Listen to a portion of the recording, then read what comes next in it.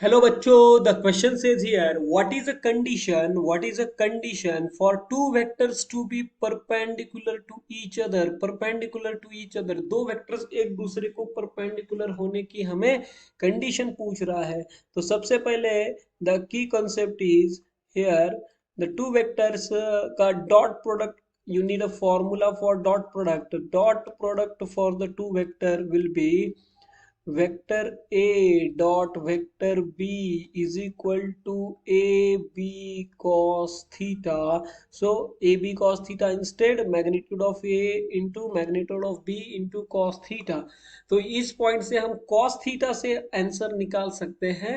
Dot product से cos theta से हमें समझना होगा कि कितना एंगल होना चाहिए टू वेक्टर्स पर।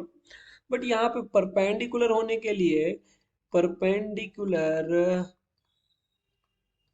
होने के लिए द cos थीटा की वैल्यू 90 डिग्री लिख लेंगे। Vector A dot vector B is equal to magnitude of A into magnitude of B into cos 90। तो cos 90 डिग्री का answer will be simply zero. cos 90 का answer will be simply zero. So magnitude of A कुछ भी होने दो, magnitude of B it can be anything, cos 90 will be zero. So the answer will be zero. तो dot product zero होना चाहिए, the first condition. Two vectors अगर perpendicular है तो उनका डॉट प्रोडक्ट जीरो होना चाहिए। From this if two vectors are perpendicular,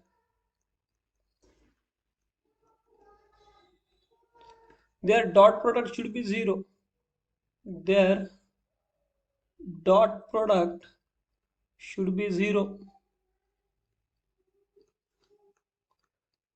Hope you understand it well. Best of luck.